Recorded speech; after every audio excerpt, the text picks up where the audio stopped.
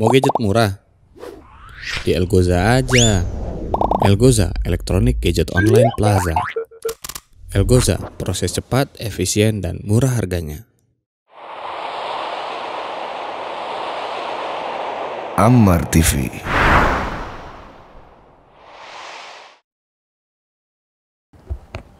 Bismillahirrahmanirrahim. Assalamualaikum warahmatullahi wabarakatuh. Alhamdulillahi ala ihsanih wa syukru lahu ala taufiqihi wa amtinanih wa asyhadu an la ilaha illallah wahdahu la syarika lahu ta'ziman li sya'nih wa asyhadu anna Muhammadan abduhu wa rasuluhu da ila ridwanih. Allahumma salli alaihi wa ala alihi wa ashabihi wa ikhwanih. Para hadirin dan hadirat yang dirahmati oleh Allah Subhanahu wa taala, puji dan syukur kita panjatkan kepada Allah Subhanahu wa taala yang masih memberikan kita kesempatan untuk bersua di masjid ini dalam rangka untuk mempelajari perkara yang sangat penting, yaitu tentang ikhlas kepada Allah Subhanahu wa taala. Salawat dan salam semoga tercurahkan kepada junjungan kita Nabi Muhammad sallallahu alaihi wasallam dan juga kepada keluarganya serta seluruh sahabat beliau tanpa terkecuali. Para hadirin dan hadirat yang dirahmati oleh Allah Subhanahu wa taala, di antara taufik yang Allah berikan kepada hamba-hambanya, yaitu tatkala Allah menjadikan para hamba tersebut memperhatikan gerak-gerik hatinya, karena amalan hati adalah amalan yang sangat penting. Barang siapa yang bertemu dengan Allah Subhanahu wa taala dengan hati yang bersih pada hari kiamat, maka dialah yang beruntung. Kata Allah Subhanahu wa taala, "Yauma la yanfa'u malun wala banun illa man atallaha biqalbin salim." Hari di mana tidak bermanfaat harta dan anak-anak kecuali orang yang bertemu dengan Allah dengan hati yang bersih, dengan hati yang selamat. Oleh karenanya perhatian terhadap hati adalah perkara yang sangat penting. Kebanyakan orang mereka hanya memperhatikan penampilan zahir, penampilan luar, tetapi kebersihan hati terkadang terlalaikan. Padahal masalah pahala, besarnya pahala sangat tergantung dengan amalan hati, sangat tergantung dengan amalan hati. Dan terlalu banyak dalil yang menunjukkan akan hal ini. Seperti firman Allah Subhanahu wa taala yang saya sebutkan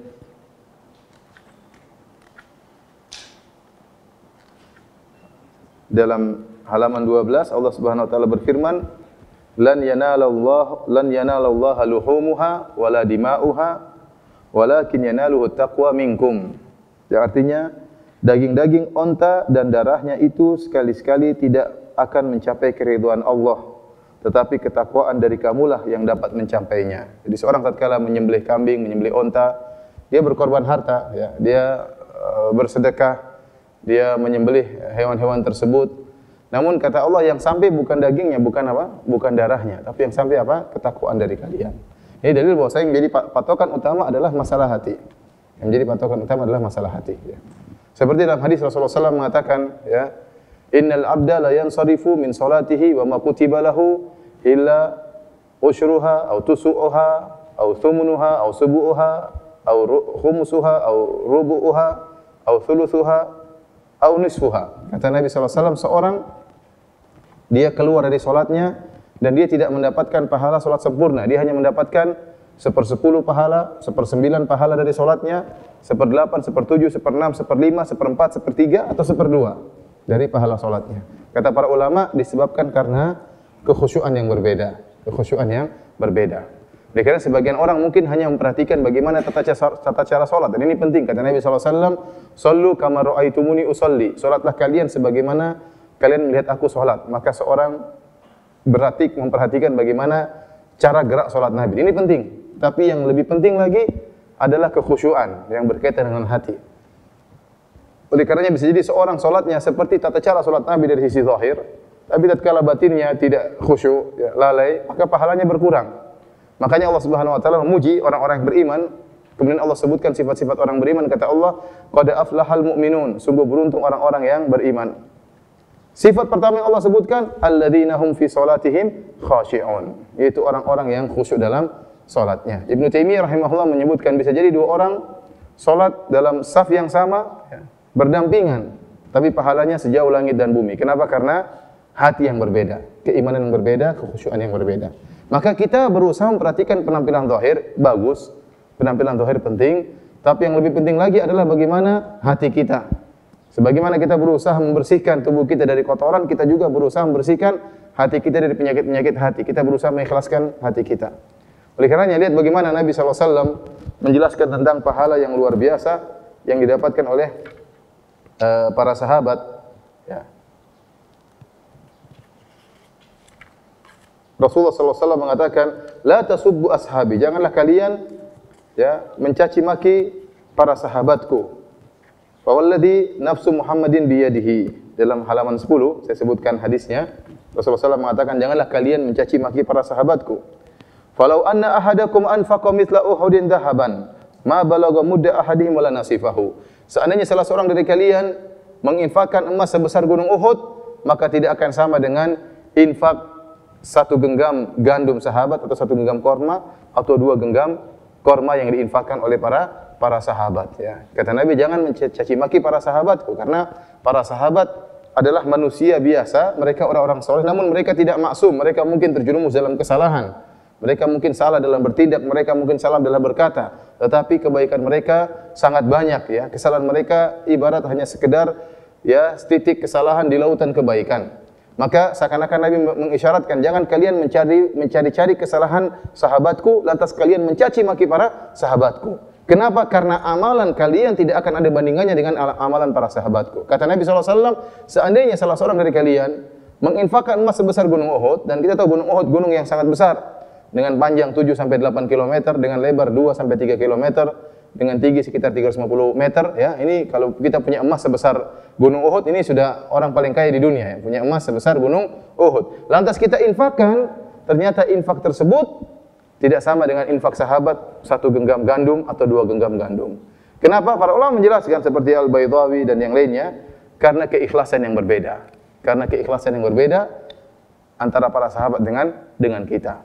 Oleh karenanya ini semua dalil bahwasanya keikhlasan memiliki faktor yang sangat penting. Keimanan berkaitan dengan hati berpengaruh tentang besar kecilnya suatu pahala. Ya, dalam perkataan salah seorang salaf berkata, rubba amalin saghirin tu'azzimuhun niyyah wa rubba amalin kabirin tusaghiruhun niyyah. Betapa banyak amalan yang kecil menjadi sangat besar nilainya dibesarkan oleh niat yang benar. Dan betapa banyak amalan yang gede tidak ada nilainya atau kurang nilainya gara-gara niatnya yang kurang beres. Oleh karena para ulama menyebutkan tentang kisah seorang wanita yang memberi minum seekor anjing ya. Kata Rasulullah sallallahu alaihi wasallam tentang seorang wanita, bainama kalbun yutifu bi raqiyatin kada yaqtuluhu al-atash id ra'athu baghiyan min baghaya bani Israil. Kata Rasulullah sallam, tatkala ada seekor anjing yang berputar-putar di sebuah sumur karena kehausan. Hampir-hampir anjing tersebut mati. Ya. Kenapa? Karena kehausan. Sampai disebut dalam riwayat dia pun mengeluarkan lidahnya sambil menjilat-jilatkannya ke pasir karena saking kehausan. Tiba-tiba anjing tersebut dilihat oleh seorang wanita pezina dari para pezina Bani Israel. Maka wanita tersebut kasihan melihat anjing tadi. Maka dia pun fanaza'at muqaha, dia pun melepaskan sepatunya, lantas dia nazalat fi bi'r, kemudian dia turun di sumur, kemudian dia ambil air tersebut, dia masukkan di sepatunya, kemudian dia gigit, kemudian dia manjat sumur, setelah itu dia beri minum kepada seekor anjing. Maka ternyata gara-gara amalan dia tersebut, Allah mengampuni dosa pezina wanita ini. Ya, padahal dia melakukan dosa zina. Gara-gara apa? Gara-gara memberi minum seekor anjing. Kata para ulama, bukan masalah memberi minum seekor anjingnya, bukan masalah itu, tapi masalah keikhlasan yang ada pada hati wanita tersebut. Kenapa? Murni benar-benar dia mengharapkan pahala Allah Subhanahu wa taala. Kenapa? Waktu dia menolong anjing, ya, tidak ada yang melihat dia melakukannya. Ini menunjukkan dia ikhlas, dia tidak berharap pujian dari siapapun. Dan dia tidak berharap pujian daripada anjing tersebut. Anjing tersebut kalau sudah dikasih minum, dia tidak akan bilang syukran jazakallahu khair, tidak. Dia langsung pergi. Tidak ada pujian dari anjing tersebut. Kemudian dia melakukan perbuatan yang agak berat, ya, sebagai seorang wanita turun ke sungai, ke sumur, bawa air, itu pekerjaan yang agak berat bagi wanita. Namun dia tulus. Makanya kalau orang ikhlas, orang tulus, pekerjaan berat terasa ringan. Kenapa? Karena dia apa? Tulus. Dia berharap ganjaran dari Allah Subhanahu wa taala. Kemudian dia beri minum anjing tersebut, maka dia pun diampuni oleh Allah Subhanahu wa taala, bukan karena masalah amalan dia, tetapi karena keikhlasan yang ada dalam hatinya tatkala dia beramal dengan amalan tersebut. Oleh karenanya bisa amalan sederhana namun menjadi besar nilainya di sisi Allah tatkala kita ikhlas dalam beramal. Oleh karena para hadirin yang telah kita beramal apa saja, yang penting perhatikan niat kita. Benar enggak niat kita? Ikhlas enggak? Tulus enggak? Kita enggak tahu dengan amal mana yang Allah membuat kita masuk surga. Beramal, saya silakan beramal. Kita enggak tahu dengan amal mana yang Allah membuat kita masuk surga. Kita tidak tahu amal mana yang kita sangat tulus tatkala itu. Lakukan saja amalan tersebut, ya. Yang penting perhatikan apa? Perhatikan niat tatkala kita beramal. Karena saya pernah ditanya oleh seorang tatkala saya waktu itu saya di Mekah, saya berceramah di suatu masjid di Mekah tentang masalah bahaya zina, ya. Maka ada sebagian orang yang menggampangkan, dia mengatakan, "Ustaz, jangan," gampangnya dia mengatakan, "Jangan buat kita takut, Ustaz. Wong ada perempuan berzina kasih minum seekor anjing, kemudian apa? Diampuni dosa-dosanya. Ngapain takut sama zina?" Gampangannya begitu. Saya bilang, tidak semua orang yang kasih minum, memberi minum kepada seekor anjing kemudian diampuni. Nanti kalau gitu orang gampang berzina aja gampang. Mau dimaafkan tinggal cari anjing kasih minum. Kalau nggak ada anjing, kucing juga boleh. Ini tidak benar, bukan demikian. Tidak semua orang yang minumkan seekor anjing kemudian pahalanya dosa-dosanya diampuni. Tetapi kata para ulama itu karena ada sesuatu yang berada dalam hatinya yang luar biasa, keikhlasan. Karena tatkala dia memperhatikan hatinya, maka dia diampuni dosanya oleh Allah Subhanahu wa taala. Kata para ulama, setelah wanita tersebut diampuni, maka berubahlah kehidupannya. Dari pezina tidak lagi menjadi apa? Pezina. Dengan sebab apa? Dengan sebab dia ikhlas tatkala itu memberi minum pada seekor anjing, Allah merubah kehidupannya. Allah merubah kehidupannya. Baik para hadirin dan hadirat yang dirahmati oleh Allah Subhanahu wa taala, ini semua dalil menunjukkan akan pentingnya amalan hati, Maka seorang yang berbahagia adalah seorang yang senantiasa memperhatikan gerak-gerik hatinya. Apakah dia ikhlas, apakah dia tulus, apakah dia hasad atau tidak, apakah dia riya atau tidak, apakah dia ujub atau tidak, sombong atau tidak. Bahaya ya, amalan hati ini tidak sembarangan ya. Banyak amalan-amalan hati yang memudahkan seorang masuk dalam neraka jahanam. Maksiat-maksiat yang berkaitan dengan hati memudahkan seorang masuk dalam neraka jahanam. Sombong aja. La yadkhulul jannata man kana fi qalbihi mithqalu dzarratin min kibr. Tidak akan masuk surga seorang dalam hatinya ada kesombongan meskipun sebesar dzarrah. Dan terlalu banyak dari nanti akan kita sebutkan orang-orang yang riya, ya disiksa oleh Allah dalam neraka jahanam ya. Makanya hati-hati, hati pun harus kita bersihkan. Pembahasan kita para hadirin dan hadirat yang dirahmati oleh Allah Subhanahu wa taala adalah berjihad melawan riya dan ujub. Berjihad melawan riya dan ujub. Dan dua ini adalah penyakit yang sangat berbahaya, penyakit yang menimpa orang-orang yang soleh. Riya dan ujub. Justru yang berhati-hati dengan penyakit ini, riya dan ujub, adalah orang-orang yang rajin beribadah, orang-orang yang soleh. Adapun orang-orang yang pelaku maksiat, apa yang mau mereka banggakan ya? Pezina, apa yang mau dia ujubkan? Ya, pemabuk apa yang mau dia banggakan ya.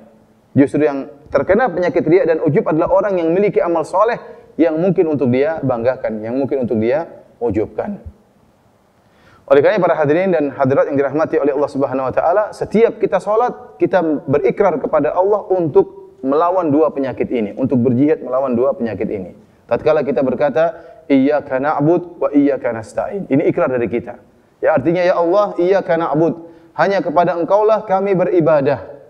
Dan barang siapa yang mewujudkan kalimat ini, hanya kepada Engkaulah kami beribadah, dia akan selamat dari penyakit riya, kata Syekhul Islam Ibnu Taimiyah. Kenapa? Saya beribadah hanya kepada Engkau ya Allah. Saya tidak berharap pujian orang lain, saya tidak berharap sanjungan orang lain, saya tidak mengharap penghormatan orang lain ya. Saya beribadah hanya kepada Engkau ya Allah. Kemudian wa iyyaka nasta'in. Hanya kepada Engkaulah kami mohon pertolongan ya Allah. Artinya saya mengakui bahwasanya segala keberhasilan yang saya lakukan, kemudian saya untuk beribadah, kecerdasan saya yang miliki, pangkat yang saya dapatkan, seluruhnya semata-mata karena pertolongan Engkau ya Allah. Tidak ada andilku sama sekali, tidak ada andilku sama sekali. Maka barang siapa yang merenungkan akan hal ini, dia akan selamat dari penyakit ujub. Nanti akan kita jelaskan penjelasan yang lebih lanjut. Tapi intinya ayat ini, iyyaka na'budu wa iyyaka nasta'in, adalah ikrar kita kepada Allah bahwasanya kita berusaha ikhlas, bebas dari riya, dan kita berusaha ikhlas bebas dari ujub ya. Ikhwani fillah wa akhwati fid din, azani Allah wa iyyakum. Yang pertama kita bahas adalah ikhlas yang lawannya adalah riya. Ikhlas yang lawannya adalah riya. Ikhlas ya, saya jelaskan di halaman 17 ya. Dan seterusnya. Ikhlas dalam bahasa Arab diambil dari kalimat khalusa. Khalusa artinya murni. Khalusa artinya murni. Adapun akhlasa, ikhlas artinya memurnikan, memurnikan. Artinya memurnikan niat dari segala kotoran yang mengotorinya. Memurnikan ibadah semata-mata hanya untuk Allah Subhanahu wa taala. Dan ada beberapa ayat dalam Al-Qur'an yang Allah menggunakan kalimat khalusah yang artinya murni. Contohnya firman Allah Subhanahu wa taala dalam surat Az-Zumar ayat 3, "Ala lillahi dinul khalis." Hanyalah bagi Allah agama yang murni. Ya, bahwasanya agama murni hanya semata untuk Allah Subhanahu wa taala. Contohnya dalam ayat yang lain dalam surat Al-Ahzab ayat 50 kata Allah Subhanahu wa taala, "Wa imra'atan mu'minatan in wahabat nafsaha lin-nabi in arada an-nabiyyu ay yastankihaha khalisatan laka min dunil mu'minin." Kata Allah Subhanahu wa taala, dan jika seorang wanita mukminah in wahabat nafsaha lin-nabi, yang dia menghadiahkan dirinya kepada Nabi sallallahu alaihi wasallam, in arada an-nabiyyu ay yastankihaha, kalau Nabi ingin menikahinya, tinggal terima hadiah tersebut. Khalisatan laka min dunil mu'minin. Kata Allah, hanya murni buat engkau wahai Muhammad dan tidak bagi kaum mukminin yang lain. Jadi di antara keistimewaan Nabi SAW dalam masalah pernikahan, Nabi boleh menikah dari lebih daripada 4 wanita. Rasulullah SAW menikah sampai 9 apa? Wanita. Di antara keistimewaan Nabi SAW, Nabi pernah menikah dengan Zainab tanpa wali, tanpa mahar, ya, tanpa saksi, tapi yang menikahkannya langsung adalah Allah Subhanahu wa taala. Zawwajnakaha, dalam surat Al-Ahzab Allah sebutkan. Zainab tatkala setelah dicerai oleh suaminya Zaid bin Harithah, maka Allah langsung menikahkan Zainab dengan Nabi SAW tanpa perlu wali, tanpa perlu saksi, tanpa perlu apa? Mahar. Ini spesial buat siapa? Nabi SAW. Ini berkaitan dengan pernikahan. Di antara hal yang merupakan keistimewaan Nabi SAW, Nabi boleh menikah dengan seorang wanita yang menghadiahkan dirinya kepada Nabi tanpa mahar. Tanpa mahar. Dan ini tidak berlaku bagi kita. Kita kalau para lelaki selain Nabi SAW menikah harus pakai wali, harus pakai saksi, harus pakai apa? Mahar. Kemudian juga tidak boleh menikah lebih dari 4. Ya. Maksimal berapa? 4. Satu aja nggak habis-habis, apalagi satu aja sudah apa setengah mampus, apalagi apa? Apalagi 4 ya. Tapi ada yang semakin banyak semakin gampang katanya. Jadi kita nggak boleh maksimal berapa? 4. Nabi SAW boleh lebih dari 4. Boleh lebih dari 4. Dan tidak boleh seorang mengkiaskan dirinya dengan Nabi SAW. Karena ini murni hak Nabi SAW. Oleh karenanya sebagian sahabat yang punya istri lebih dari 4, dan dahulu di zaman jahiliyah mereka punya istri lebih dari 4. Waktu mereka masuk Islam, Nabi suruh menceraikan yang lainnya. Harus hanya meninggalkan berapa? 4 orang istri. Di antaranya juga keistimewaan Nabi, tatkala ada seorang wanita menghadiahkan dirinya, Nabi boleh menikahinya tanpa mahar. Ya. Adapun kita menikah harus dengan mahar, hukumnya wajib. Kalau terjadi pernikahan tidak disebut mahar, tetap harus dibayar, namanya mahar al-mithal. Mahar mithal itu artinya apa? Kita membayar mahar tersebut kira-kira sesuai dengan mahar yang biasa diberikan kepada wanita semodel istri kita. Kita lihat mahar kakaknya, kita melihat mahar iparnya misalnya. Biasanya mahar wanita ini sekian. Maka tatkala kita menikah tanpa menyebutkan mahar, tetap mahar tersebut harus dibayar meskipun belakangan. Ya, yang boleh menikah tanpa mahar cuma siapa? Nabi sallallahu alaihi wasallam. Makanya Allah mengatakan dalam ayat ini dalam surat Al-Ahzab ayat 50, ya.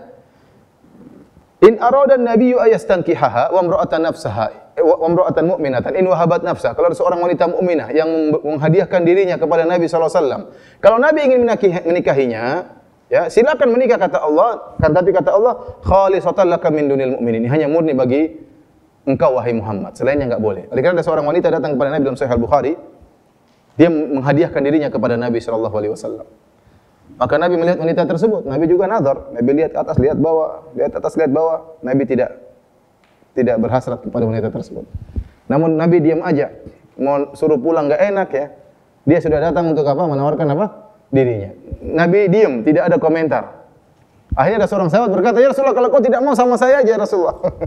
Kata Rasulullah SAW, silakan nikahi wanita tersebut. Akhirnya Rasulullah SAW menyuruh lelaki tersebut untuk mencari mahar. Kalau kepada Nabi gratisan, tapi kepada lelaki lain harus bayar apa? Mahar. Maka dia pun pergi mencari mahar, ya. Dia punya sarung cuma satu, ya. Kalau dikasih mahar pakai apa? Miskin ternyata orang ini. Kemudian Rasulullah SAW mengatakan, iltamis walau khataman min hadid. Carilah meskipun hanya cincin besi.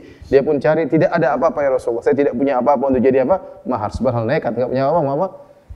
menikah ya. Kenapa? Karena dia kasihan sama wanita ini. Wanita ini sudah menawarkan dirinya kepada Nabi. Nabi diam aja, tidak nolak. Nabi juga menjaga perasaan wanita tersebut. Akhirnya dia ingin mengambil wanita tersebut, menjaga perasaannya. Akhirnya Rasulullah SAW mengatakan, ada yang kau hafalkan dari Al-Quran, yang mana saya hafal surat tertentu. Maka Rasulullah SAW mengatakan, zawajtukaha bima ma'aka minal Quran. Saya nikahkan kau dengan wanita ini dengan Al-Quran yang ada, yang kau hafal. Maksudnya apa kata para ulama? Yaitu kau mengajarkan Al-Quran tersebut kepada wanita ini. Karena wanita yang enggak paham, maka ajarilah. Kata para ulama, maharnya bukan Al-Qur'annya, tapi maharnya adalah dari biaya mengajari wanita ini, upah dari mengajari Al-Qur'an, maka upah itulah yang menjadi apa? Menjadi mahar. Intinya, kata Allah, khalisatan laka. Menikah tanpa mahar ini hanyalah murni untuk engkau, wahai Rasulullah, kalau ada wanita yang menghadiahkan dirinya untukmu. Allah menggunakan kalimat khalisah, yang ingin perhatian kita adalah khalisah maknanya murni. Murni. Contohnya lagi dalam ayat yang lain. Kata Allah Subhanahu wa taala, ya, dalam surat Yusuf ayat 80, kata Allah, "Falamma stai'asu minhu khalasu najiyya." Tatkala kakak-kakak Nabi Yusuf yang merayu Nabi Yusuf agar Binyamin digantikan dengan salah seorang dari mereka, jangan Binyamin, adiknya Yusuf yang ditahan, dan mereka tidak tahu bahwasanya menteri tersebut adalah Nabi Yusuf. Mereka merayu menteri tersebut. Ternyata menteri tersebut tidak mau menggantikan Binyamin dengan salah seorang dari mereka. Mereka putus asa. Kata Allah, falamma stai'asu minhu, tatkala mereka putus asa dari sang menteri yaitu Yusuf alaihissalam, khalasu najiyya, maka mereka pun murni berkumpul, bisik-bisik di antara mereka. Allah menggunakan kalimat khalasu, artinya tidak ada orang lain yang ikut nimbrung. Murni mereka yang hanya berbisik-bisik, tidak ada yang nimbrung dari luar. Jadi khalasu artinya apa? Murni. Contohnya lagi seperti dalam surat An-Nahl ayat ke-66, Allah berfirman, "Wa inna lakum fil an'ami la ibrah, nusqikum mimma fi butunihi min baini farthin wa damin labanan khalisan sa'igan lisyaribin." Dan sungguhnya pada diri kalian itu dalam binatang ternak, ya, pada binatang ternak ada pelajaran bagi kalian. Nusqikum mimma fi butunihi, kami keluarkan dari perut binatang ternak tersebut labanan khalisan, susu yang murni. Kata Allah, min baini farsin wa damin, yang susu yang murni tersebut keluar di antara kotoran dan darah. Ya. Jadi, kalau kita ingin tahu makna dari kemurnian, keikhlasan, perhatikan ayat ini. Allah menyebutkan Allah mengeluarkan susu yang murni, yang bersih, dikeluarkan di antara darah dan kotoran. Itulah yang namanya murni. Itu namanya ikhlas. Kalau kita melihat susu, kita tidak akan dapati satu tetes darah pun dalam susu tersebut. Dan kita tidak akan dapati satu titik kotoran pun dalam susu tersebut. Itulah susu yang murni. Seandainya susu tersebut ada tercampur dengan setes darah, kita bilang enggak murni, ada kotorannya. Kalau kita melihat susu tersebut ada satu titik, ya, 2 gram, 1 ons misalnya ada kotorannya, kita bilang enggak murni susu ini, ada kotorannya tercampur. Maka itulah maknanya ikhlas, memurnikan niat semata-mata hanya karena Allah Subhanahu wa taala. Semata-mata hanya karena Allah Subhanahu wa taala. Oleh karenanya Allah Subhanahu wa taala tidak menerima kalau ada orang beribadah kemudian niatnya digandakan, tidak murni untuk Allah dan juga untuk selain Allah. Maka inna orang-orang yang melakukan kesyirikan, terjerumus dalam riya. Dalam hadis qudsi, dalam riwayat Muslim, Allah Subhanahu wa taala berfirman, "Ana agnas syuraka anisyirk. Man amila amalan asyraka fihi ma iya ghairi, taraktuhu wa syirkahu." Kata Allah Subhanahu wa taala, aku adalah zat yang paling tidak butuh dengan kesyirikan. Aku tidak butuh dengan syarikat. Barang siapa yang beramal suatu amalan, kemudian dia mengambil syarikat selainku, maka aku akan tinggalkan dia dengan kesyirikannya. Aku tidak akan pedulikan dia. Kapan Allah mengetahui kita beribadah, berharap kepada Allah dan juga berharap pujian dari manusia, Allah akan tinggalkan kita. Allah tidak akan pedulikan kita. Karena Allah tidak butuh dengan syarikat. Allah tidak butuh dengan syarikat. Jadi itulah yang namanya ikhlas para hadirin dan hadirat yang dirahmati oleh Allah Subhanahu wa taala. Dan ikhlas ni pembahasannya luas. Kita ikhlas dalam segala hal, ya. Ikhlas tatkala salat, ikhlas tatkala hajian, dan haji dan umrah ini adalah pintu-pintu yang sangat memudahkan orang terjerumus dalam riya. Oleh karenanya Nabi SAW tatkala haji wada, beliau berkata, Allahumma, ya, hajjatun la riya fiha wala sum'ah. Ya Allah, aku berhaji dengan haji yang tidak riaknya dan tidak ada sum'ahnya. Dan ini Rasulullah SAW tidak pernah sebutkan dalam salat, dalam puasa tidak. Kenapa? Karena salat dan puasa ya kurang rentan menyebabkan riya. Beda dengan haji dan umrah. Haji dan umrah ini sangat rentan menjerumuskan orang dalam apa? Riya. Kenapa? Karena tidak semua orang bisa melakukannya. Beda kalau sholat, kita mau bangga, saya sholat 5 waktu loh, semua orang juga sholat 5 waktu, apa yang mau kau sombongkan?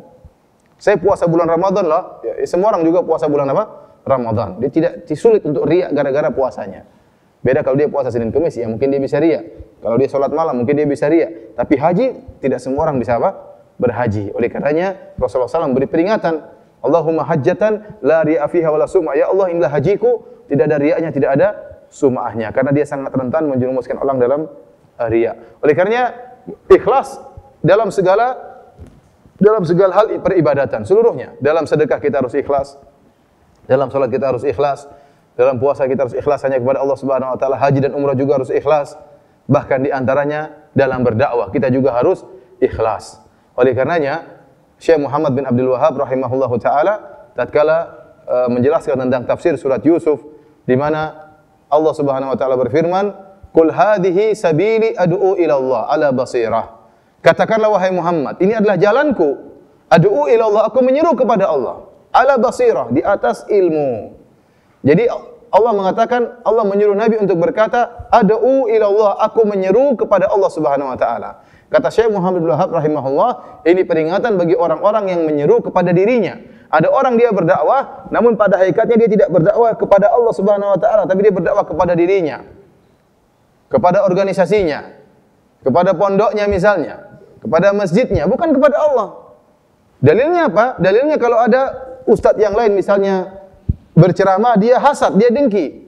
Kenapa? Berarti dia berdakwah bukan kepada Allah, tapi kepada dirinya. Kalau dia berdakwah kepada Allah, maka siapapun berdakwah dia dukung. Yang penting semuanya berdakwah kepada kebenaran. Tapi tatkala dia mendapati ada orang lain, mungkin dakwahnya lebih ramai, lebih didengar, maka dia pun hasad, dia dengki, tersiksa hatinya. Berarti selama ini dia berdakwah bukan kepada Allah, dia berdakwah kepada dirinya. Dia tidak menganggap orang lain ngaji benar, kecuali kalau ngaji dengan dia, baru dia mengatakan sudah ngaji. Kalau enggak ngaji sama dia, tidak menganggap bahwasanya orang sudah ikut pengajian. Ini juga orang tidak berdakwah kepada Allah, tapi berdakwah kepada dirinya. Hati-hati, ya. Seorang masuk dalam medan dakwah harus mengikhlaskan niatnya. Kalau ada orang ngaji sama orang lain, alhamdulillah, mengurangi tugas kita sebagai dai. Ngapain orang harus ngaji sama kita tok? Mau ngaji sama siapa saja, yang penting di atas kebenaran, enggak jadi masalah. Kapan kita menganggap orang hanya dianggap ikut pengajian kalau ikut ngajian sama kita, berarti kita tidak menyuruh kepada Allah tapi menyuruh kepada pribadi. Ini hati-hati. Ini berarti kita tidak ikhlas dalam berdakwah. Sama seperti seorang mengadakan pengajian harus lewat kami, harus lewat panitia kami. Kalau tidak lewat panitia kami, tidak dianggap pengajian tersebut. Harus kami yang jadi panitianya. Ini berarti Anda tidak berdakwah di jalan Allah, tapi Anda berdakwah kepada tim Anda. Ini juga tidak benar. Berarti Anda tidak ikhlas. Kalau Anda ikhlas, yang penting dakwah berjalan. Lewat siapa saja, yang penting dakwah berjalan. Alhamdulillah, pengajian ada. Alhamdulillah, tinggal masalah pengaturan saja. Oleh karena itu, maksud saya, keikhlasan itu dalam segala hal. Bukan hanya dalam sholat, bukan hanya dalam puasa. Bahkan dalam menyeru di jalan Allah juga harus apa? Harus ikhlas. Jangan sampai seorang menyeru kepada dirinya sendiri. Sehingga mengajari murid-muridnya untuk taklid kepada dirinya, sehingga akhirnya tidak menghargai orang lain, bahkan mencari-cari kesalahan para dai yang lain. Baik para hadirin Allah Subhanahu wa taala,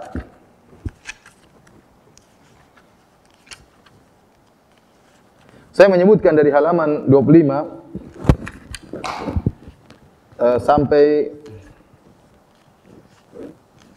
halaman ke-58 ya. Halaman 25 sampai ke-58 adalah tentang faedah-faedah dari ikhlas kepada Allah Subhanahu wa taala. Ya. Intinya apa, saya ingin menyampaikan bahwasanya ikhlas adalah ibadah yang berat. Ya, dan dia penentu membuat pahala menjadi besar. Ya, buat pahala diterima atau tidak, ya. Karena itu ibadah yang spesial, yang berat, maka manfaatnya juga sangat luar biasa. Faedahnya pun sangat luar biasa. Saya sebutkan ada 9 poin tentang keutamaan orang yang ikhlas kepada Allah Subhanahu wa taala. Saya sebutkan secara singkat ya, karena tidak semua ada yang punya buku ya. Saya sebutkan secara singkat. Yang pertama, di antara keistimewaan ikhlas, ikhlas merupakan sebab diampuninya dosa. Ikhlas merupakan sebab diampuninya dosa. Ini telah saya sebutkan tadi dalil tentang seorang wanita yang dia memberi minum kepada seekor anjing. Wanita pezina, gara-gara dia ikhlas memberikan minum kepada seekor anjing, maka dosa zinanya pun diampuni oleh Allah Subhanahu wa taala. Ingat, bukan karena minumkan seekor anjing itu hanya sebab, tapi yang paling utama adalah apa? Hati dia, keikhlasan dia tatkala dia memberi minum kepada seekor anjing tersebut, ya. Sampai dalam hadis yang lain, ya, ada seorang yang dia hanya memindahkan gangguan dari jalan.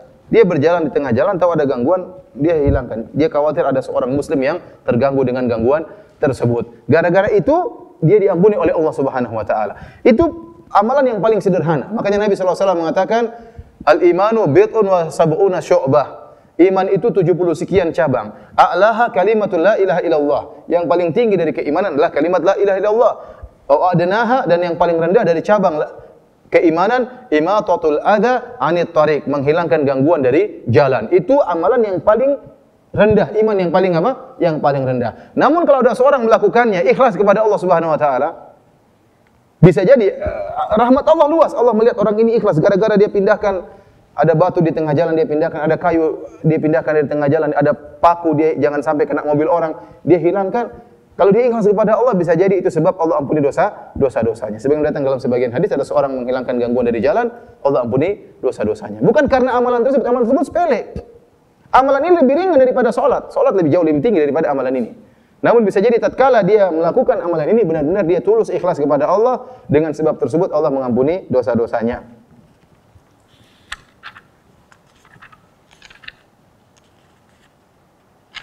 Itu saya semua sebutkan dalam halaman 33 ya.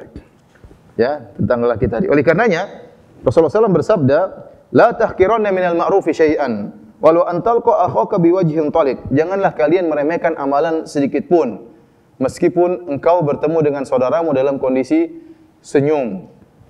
Senyum kepada saudara amalan yang sangat ringan. Mungkin kita sepelekan, mungkin kita tidak anggap amalan tersebut. Namun Nabi melarang kita menyepelekan. Maka dia mengatakan, la tahqiranna minal ma'rufi syai'an.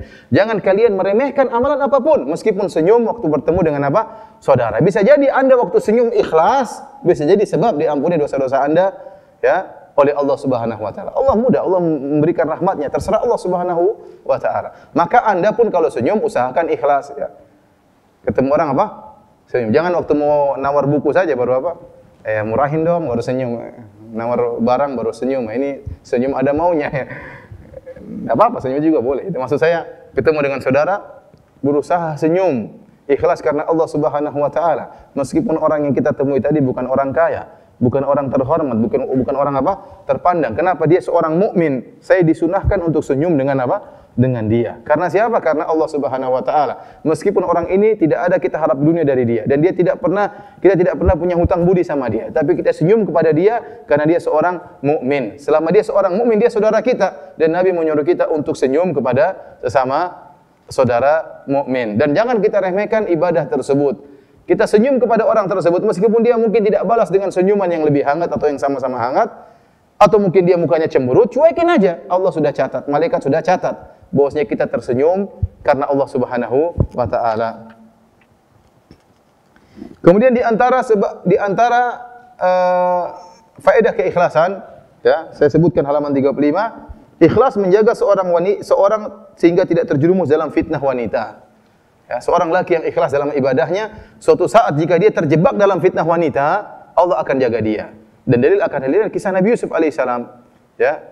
Nabi Yusuf alaihissalam seorang yang ikhlas, rajin beribadah kepada Allah. Tatkala dia terjebak dalam fitnah yang luar biasa, fitnah wanita, Allah mengatakan, "Kadzalika linasrifa anhu su'a wal fahsya, innahu min ibadinal mukhlasin." Demikianlah kami palingkan Yusuf dari perbuatan buruk dan perbuatan keji dari zina, ya. Kenapa? Innahu min ibadinal mukhlasin. Karena dia seorang dari hamba-hamba yang terpilih. Dalam tafsiran yang lain, karena dia adalah seorang hamba yang ikhlas. Karena dia seorang hamba yang apa? Ikhlas. Nabi Yusuf kita telah sering disebutkan diuji dengan ujian yang sangat berat, ya. Berduaan dengan seorang wanita tersebut juga sangat cantik jelita, wa ghallaqatil abwab, dan dia sudah menutup pintu-pintu, wa laqad hammat bih, wanita tersebut sudah kebelet terhadap Nabi Yusuf.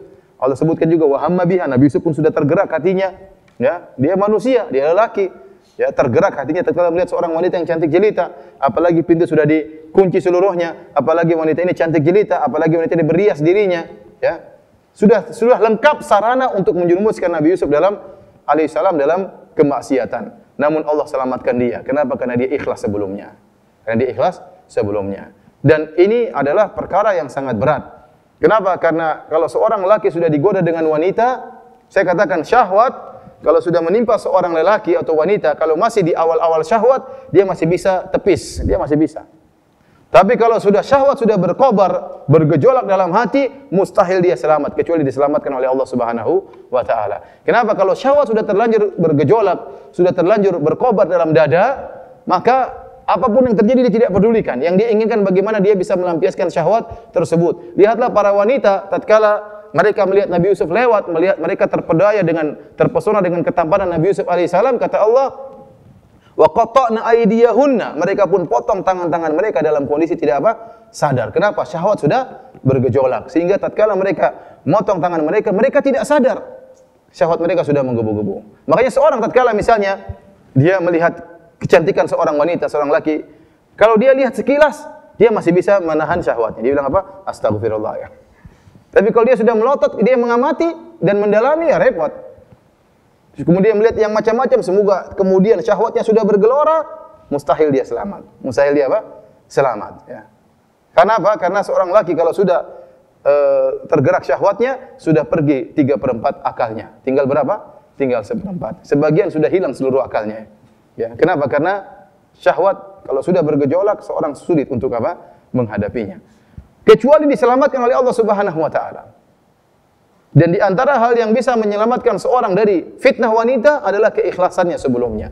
Keikhlasannya sebelumnya. Oleh karena perhatian Allah Subhanahu wa taala, dia tidak tahu kapan kita digoda oleh seorang wanita. Demikian juga seorang wanita tidak tahu kapan dia digoda oleh lelaki. Ya, fitnah wanita bagi laki, fitnah laki bagi wanita. Namun jika sebelumnya kita ikhlas kepada Allah Subhanahu wa taala, maka Allah akan selamatkan kita dari fitnah tersebut. Ya, tatkala kita di hadapan fitnah tadi. Kemudian orang yang ikhlas yang ketiga akan dinaungi oleh Allah pada hari kiamat, ya, hari yang sangat dahsyat tatkala matahari turun dalam jarak 1 mil, kemudian keringat bercucuran, manusia dikumpulkan ala sa'idin wahid di dataran yang serata, ya, tidak ada tumbuhan, semuanya terbuka sehingga tidak ada yang bisa bersembunyi. La takhfa minkum khafiyah, tidak ada satupun yang tersembunyi di sisi Allah Subhanahu wa taala. Kenapa? Dataran rata, tidak ada gunungnya, tidak ada lembahnya, tidak ada pohonnya, tidak ada pelangnya. Semua orang akan terkumpul dari awal sampai akhir. Semuanya kelihatan. Matahari dalam jarak 1 mil, keringat bercucuran. Di antara orang-orang yang dinaungi oleh Allah pada hari tersebut, ada orang-orang dinaungi di bawah naungan arsy Allah, sehingga tatkala manusia seluruhnya pada kepanasan, mereka dalam kondisi mendapat teduhan dari naungan arsy Allah Subhanahu wa taala. Ada 7 golongan yang Nabi sebutkan, di antaranya adalah orang yang ikhlas. Kata Nabi SAW, rajulun tasaddaqa biyaminihi fa akhfaha hatta la ta'lama shimaluhu ma tunfiqu yaminuhu. Itu seorang lelaki yang dia berinfak dengan tangan kanannya, kemudian dia sembunyikan sampai-sampai tangan kirinya tidak tahu apa yang diinfakkan oleh tangan kanannya. Artinya apa? Dia berusaha menyembunyikan amalan yang dia lakukan. Dia tidak ingin mengobral, tidak ingin mengumbar apa yang pernah dia lakukan. Ya, dia sembunyikan seluruh amalan dia. Dan ini adalah kinayah yang sangat indah dari Nabi SAW. Nabi menyebutkan antara tangan kanan dengan tangan kiri. Kenapa? Karena tangan kiri adalah teman dekat tangan kanan. Ternyata, dan apa yang dilakukan oleh tangan kanan, tangan kiri mengetahuinya. Namun tatkala tangan kanan bersedekah, dia sembunyikan sedekah dia sampai-sampai tangan kiri tidak tahu. Ya, maka seorang berusaha menyembunyikan amalan yang dia lakukan. Dan ini bukti bahwasanya dia ikhlas kepada Allah Subhanahu wa taala. Seorang belajar untuk ridha kalau Allah sudah tahu, dia untuk qanaah. Dia sudah puas kalau Allah sudah tahu. Tatkala dia sudah qanaah, sudah puas, Allah sudah tahu apa yang dia lakukan, dia tidak berharap untuk diketahui oleh orang lain. Kata dia, yang penting Allah sudah tahu, selesai urusan. Saya berjalan ke Masjid Nabawi, saya umrah, saya bersedekah, yang penting Allah sudah tahu, selesai urusan. Ya. Apapun yang saya lakukan, Allah sudah tahu. Kalau Allah sudah tahu, ya sudah. Saya berbakti kepada orang tua, saya ramah sama istri. Allah sudah tahu saya baik, nggak perlu saya obral, tidak perlu saya gembar-gemborkan. Karena tidak perlu kalau kita berbuat baik kemudian kita publish di Facebook. Alhamdulillah hari ini saya beri hadiah kepada ibu saya. Tidak perlu. Ingat, berbakti kepada orang tua amalan yang sangat luar biasa. Tidak perlu Anda publish. Ya. Hari ini alhamdulillah saya cium kening istri saya. Iya, cium kening istri berpahala, tapi tidak perlu apa dipublish. Ya. Apalagi bikin cemburu orang lain. Subhanallah. Itu laki-laki dia cium kening istrinya. Saya perempuan tidak pernah dicium sama suami saya. Oleh karenanya para hadirin, maksud saya, kita berusaha menyembunyikan amalan ibadah. Amalan ibadah apa saja yang kita lakukan, ya, apalagi berbakti kepada orang tua, baik terhadap anak istri, tidak usah kita pamer-pamerkan. Allah sudah tahu, ya sudah, alhamdulillah. Kita boleh menyebutkan amalan tersebut kalau ada maslahatnya. Di antaranya untuk memotivasi misalnya, atau untuk menghilangkan tuduhan yang tidak-tidak, maka ini boleh. Ya. Misalnya, kita sering memberi hadiah kepada ibu kita. Tahu-tahu kakak kita selalu sembunyikan hadiah tersebut.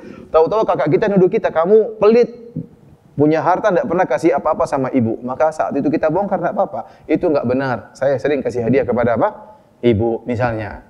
Jadi dalam rangka untuk apa? Menolak apa? Tuduhan. Contohnya ada orang datang sama kita. Kita ini alhamdulillah punya mobil, punya rumah. Kamu ini sudah punya rumah, punya mobil, enggak pernah hajian. Padahal kita sudah apa? Hajian 5 kali. Misalnya. Maka kita tidak apa-apa, karena itu amalan kita untuk menepis tuduhan. Kita bilang, alhamdulillah saya sudah haji kok. Alhamdulillah. 20 tahun lalu saya sudah haji. Waktu kamu masih miskin, saya sudah haji. Itu tidak apa-apa, tapi jangan bilang saya sudah haji alhamdulillah 5 kali. Ini 5 kali ini riya. Cukup Anda bilang saya sudah apa? Haji. Tidak usah bilang sudah 5 kali. Karena jengkel akhirnya riya. Jangan, saya sudah haji alhamdulillah. Tidak benar, sudah 20 tahun sudah haji alhamdulillah, sudah menjalankan kewajiban Allah Subhanahu wa taala. Yang 4 kalinya enggak usah disebutin. Itu antara kita dengan siapa? Allah Subhanahu wa taala. Jadi mau saya menyebut amalan kebajikan itu boleh-boleh saja dalam rangka menepis tuduhan atau dalam rangka motivasi, ya. Tapi benar-benar murni motivasi, bukan motivasi sekalian riya, ya. Barang siapa yang motivasi sekalian riya, tetap aja hukumnya apa? Riya, ya. Ustaz, saya ingin publish amalan saya di Facebook. Tujuannya apa? Ya, saya ingin pamer tapi sekalian motivasi, ya enggak ada. Kalau motivasi sekalian pamer, tetap nilainya apa? Pamer. Tidak ada pahalanya di sisi Allah Subhanahu wa taala. Oleh karenanya Rasulullah SAW menyuruh orang-orang bayar zakat. Kata Nabi SAW, "Shadaqatan tu'khadhu min aghniyaihim faturaddu ala fuqaraihim." Sedekah diambil oleh orang kaya, dikembalikan kepada orang-orang miskin di antara mereka. Oleh karenanya perlu orang kaya langsung beri zakat kepada orang miskin, sehingga orang miskin tidak suudzon kepada orang kaya. Orang miskin tahu si kaya ini meskipun dia kaya, namun dia kasih sedekah kepada kita, dia kasih zakat kepada kita, sehingga tidak ada hasad, tidak ada tuduhan yang tidak-tidak. Namun asalnya seorang menyembunyikan amalan dia. Kalau dia sholat malam, jangan cerita sama orang lain. Cukup dia istrinya tahu, dia istrinya yang tahu. Tidak perlu cerita sama orang lain. Kalau dia bersedekah, rajin baca Quran tiap hari, tidak usah cerita sama orang lain. Ya. Berusaha dia baca Quran, kemudian dia sholat malam, jangan cerita sama orang lain. Bersedekah, tidak usah cerita sama orang lain. Kalaupun kita ikhlas, kita cerita sama orang lain, maka pahala kita akan berubah dari pahala yang tinggi menjadi pahala yang kurang. Jadi menampakkan amal soleh kalau ikhlas boleh. Kata Allah Subhanahu wa taala, "In tubudus shadaqati fa ni'mahi." Kalau kalian menampakkan sedekah, maka itu baik. Wa in tukhfuha wa tu'tuha al-fuqara fa huwa khairul lakum. Tapi kalau kalian sembunyikan, lantas kalian berikan kepada fakir miskin, maka itu lebih baik. Ini dalil bahwasanya amalan yang ikhlas yang disembunyikan pahalanya lebih besar daripada amalan yang ikhlas yang dinampakkan. Amalan dinampakkan boleh tapi harus ikhlas. Tapi pahala disembunyikan lebih besar pahalanya di sisi Allah Subhanahu wa taala. Kemudian di antara keutamaan keikhlasan saya sebutkan pada halaman 45, yaitu amalan-amalan orang yang ikhlas yang bersifat duniawi akan diberi ganjaran oleh Allah Subhanahu wa taala. Dalilnya Rasulullah SAW berkata kepada Sa'ad bin Abi Waqqas radhiyallahu anhu, "Innaka lan tunfiqa nafaqatan tabtaghi biha wajha Allah illa ujirta 'alaiha hatta ma taj'alu fi imra'atik." Kata Nabi SAW, tidaklah engkau beri nafkah kepada istrimu dengan kau berharap wajah Allah, kecuali Allah akan kasih pahala kepada engkau. Bahkan suapan yang kau berikan kepada istrimu. Jadi kalau kita ikhlas karena Allah Subhanahu wa taala, saya beri makan, saya cari harta buat istri saya belikan hadiah buat istri saya belikan emas buat istri saya ajak umrah istri saya karena Allah, dapat pahala. Tidak ada yang sia-sia. Bahkan kita suapan nasi kepada istri kita, ini pun dapat pahala jika karena Allah Subhanahu wa taala. Bahkan kata para ulama, posisi suami tatkala memberi suapan kepada istri itu benar-benar permasalahan duniawi. Hampir-hampir akhirat terlupakan. Kenapa? Lagi mesra ini, lagi apa? Lagi mesra, lagi nyuap-nyuapin apa? Kapan Anda suapin istri Anda? Kapan? Kalau lagi apa? Mesra. Kapan terakhir suap istri Anda? Waktu malam pertama saja. 20 tahun yang lalu. Jadi maksud saya, kondisi seorang suami nyuapin istri, itu kondisi lagi mesra, hampir-hampir akhirat terlupakan. Kondisi mesra seperti itu pun, kalau ikhlas karena Allah dapat apa? pahala. Makanya Rasulullah SAW mengatakan, wa fi buti ahadikum shadaqah. Anda menggauli istri Anda sedekah. Kalau orang ikhlas karena Allah Subhanahu wa taala, dia tahu ini kewajiban dia untuk perintah Allah agar dia menyenangkan hati istrinya, dapat pahala. Ini bedanya antara orang ikhlas dengan orang tidak ikhlas. Kalau orang tidak ikhlas, perbuatan duniawinya jadi perbuatan biasa, tidak ada nilai pahala. Adapun orang ikhlas, maka perbuatan yang duniawi bisa bernilai pahala di sisi Allah dengan syarat dia mengharap wajah Allah Subhanahu wa taala. Dan semuanya menjadi ringan. Tatkala kita coba bayangkan kita mengeluarkan uang untuk biaya anak-anak kita berat, biaya sekolah mahal, beli ini, beli anu, tapi ikhlas karena Allah semuanya jadi ringan. Ya, belikan emas buat istri karena Allah jadi ringan. Karena kita dituntut untuk menarik hati istri kita agar istri kita cinta kepada kita. Kita belikan hadiah karena Allah semuanya menjadi apa? Ringan, tidak ada yang berat. Kapan kita tidak ikhlas maka terasa berat, berat. Tapi para hadirin Allah Subhanahu wa taala, yang kelima, halaman 47, ikhlas membantu mewujudkan cita-cita. Banyak orang punya cita-cita, namun tatkala dia tidak ikhlas, tidak tulus, cita-citanya tidak terkabulkan oleh Allah Subhanahu wa taala. Ada seorang Arab Badui datang kepada Nabi sallallahu alaihi wasallam dan mengatakan, "Ya Rasulullah, saya ingin ikut kepada engkau. Tujuannya adalah agar anak panah masuk di leherku sini dan tembus di sebelahnya." Dia ingin mati syahid. Waktu Rasulullah SAW berikan kepada dia ghanimah, dia mengatakan, bukan karena ghanimah saya ikut anda, wahai Rasulullah. Tetapi saya ingin ikut anda dalam peperangan, agar anak panah masuk di leherku sini dan keluar sebelahnya. Maka Rasulullah SAW mengatakan, in tasduqillaha yasdukka. Kalau kau tulus, maka Allah akan kabulkan permintaanmu. Dan benar, akhirnya dia ikut dalam peperangan, dan benar dia meninggalnya, ada anak panas yang masuk lehernya, kemudian tembus di sebelahnya. Ya, maka Rasulullah SAW mengatakan, sadaqallah fasaddaqahu, dia telah jujur kepada Allah, dia tulus kepada Allah, maka Allah pun mengabulkan permohonannya. Oleh para hadirin Allah Subhanahu wa taala, seorang kalau kita dapati sebagian orang dia tulus cita-cita ingin naik haji. Bahkan petani pun bisa naik haji. Kenapa? Dia benar-benar bertekad, maka Allah akan mudahkan jalannya. Ada seorang dia bertekad ingin punya pondok, maka Allah mudahkan jalannya akan punya pondok. Ada orang ya, mungkin dia bukan orang kaya tapi dia bertekad ingin bisa bangun masjid. Dan Allah mudahkan jalannya untuk bangun masjid. Saya punya peserta pengajian, mau dikatakan murid boleh, dikatakan para peserta kajian karena saya isi kajian rutin di sana ya. Ada seorang TKI supir, rumahnya di Malang. Subhanallah, dia supir, namun dia bisa bangun masjid di mana? Di Malang. Untuk ada supir bangun masjid ya. Jangankan supir ya. Kadang-kadang direktur aja tidak bisa bangun apa? Masjid. Tapi dia supir, dia bertekad untuk bisa bangun masjid dan Allah mudahkan jalannya. Akhirnya dia bukan dapat sumbangan banyak, tidak. Ya, dari gaji dia sisihkan. Akhirnya dengan dia mulai seperti itu, ada yang nyumbang dikit-dikit, majikannya nyumbang dikit-dikit, ada orang jual tanah murah akhirnya bahkan diwakafkan. Kenapa? Dia punya tekad sejak awal dan akhirnya masjidnya pun terbangun sekarang dan dilaksanakan salat Jumat di masjid tersebut. Dan mudah-mudahan saya bisa kunjungi masjid tersebut. Intinya, saya lihat ternyata orang kalau sudah bertekad tulus karena Allah Subhanahu wa taala, Allah akan mudahkan apa? Jalannya. Allah akan mudahkan jalannya. Ini di antara keutamaan ikhlas, Allah akan mudahkan cita-cita orang yang ikhlas.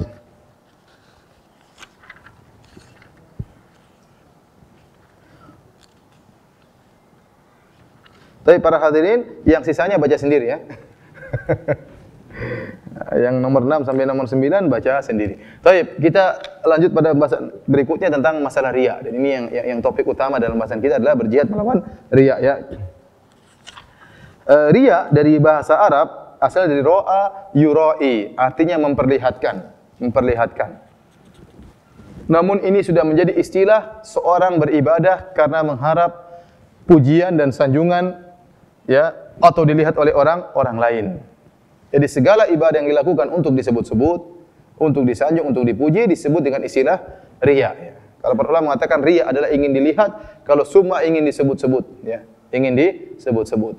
Dalam satu hadis Rasulullah SAW mengatakan, ya, akhwafu,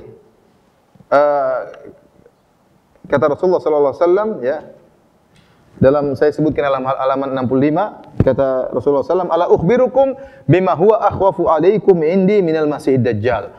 Maukah aku kabarkan kepada kalian tentang suatu fitnah yang lebih aku khawatirkan menimpa kalian daripada fitnahnya Dajjal? Qulna bala, kami katakan tentu ya Rasulullah. Fitnah apakah itu? Faqala asyirkul khafi. Kata Nabi SAW, syirik yang samar. An yakuma rajulu yusalli fayuzayyinu salatahu lima yarwa min nadhari rajulin. Yaitu seorang berdiri kemudian dia sholat, dia bagus-baguskan sholatnya karena dia tahu ada orang sedang memperhatikan dia apa? Sholat. Ini disebut dengan syirik kecil. Itulah riya. Ya, dia beramal, dia memperbagus sholatnya karena ada orang lain yang memperhatikan. Rasulullah SAW mengatakan riya ini lebih Nabi takutkan daripada fitnahnya Dajjal. Kenapa bisa demikian? Karena fitnah Dajjal itu hanya muncul di akhir zaman. Dan fitnah Dajjal itu kalau orang beriman insya Allah selamat dari fitnah tersebut. Ya, meskipun fitnahnya luar biasa. Dajjal mengaku sebagai Tuhan. Dia bisa menurunkan. Kalau dia mengatakan kepada langit, wa ya sama'u amtiri, wahai langit turunkan hujan, langit akan turunkan hujan. Dia mengatakan wa ya ardu ambiti, kalau ada tanah kering dia bilang tumbuhkan tumbuhan, akan tumbuh tumbuhan langsung. Ya. Luar biasa. Bahkan dia bisa menghidupkan yang mati. Ya. Dan sebenarnya Nabi jelaskan bahwasanya tidak ada yang hidup, tapi ada syaitan yang menjelma menjadi mayat tersebut seakan-akan apa? Hidup. Dan dia mengaku sebagai Tuhan dan dia berjalan sangat cepat. Sehingga banyak orang yang terpedaya dengan Dajjal dan akhirnya beriman kepada Dajjal. Dan ini sangat berbahaya di akhir zaman. Sekarang aja ada dukun-dukun kerocok-kerocok saja banyak orang yang terpedaya. Ya. Ada dukun saja baru bisa menemukan barang hilang, ketemunya sekali, yang 100 barang hilang nggak bisa ketemu, itu saja banyak orang yang apa? Percaya. Ya. Ada dukun hanya bisa menyembuhkan satu penyakit, yang 500 orang yang mati semua, itu pun banyak orang apa? Percaya. Ada dukun yang mungkin bisa baru terbang 1 meter, banyak orang sudah percaya. Apalagi kalau Dajjal muncul. Makanya kita diperintahkan untuk berlindung kepada Dajjal setiap sholat. Kenapa ada Dajjal muqaddimah, Dajjal kecil ini? Dajjal apa? Dukun-dukun itu Dajjal junior.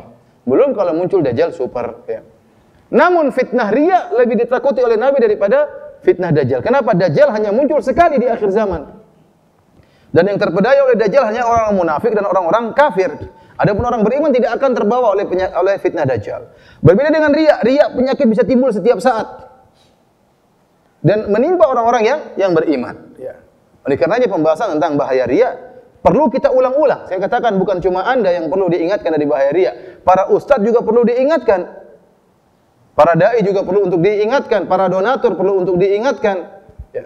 Yakinlah bahwasanya amal soleh Anda sebesar apapun, kalau Anda meninggal dunia maka tidak ada yang bermanfaat. Semua yang ada riyanya akan dipinggirkan oleh Allah. Yang bermanfaat hanya yang ikhlas.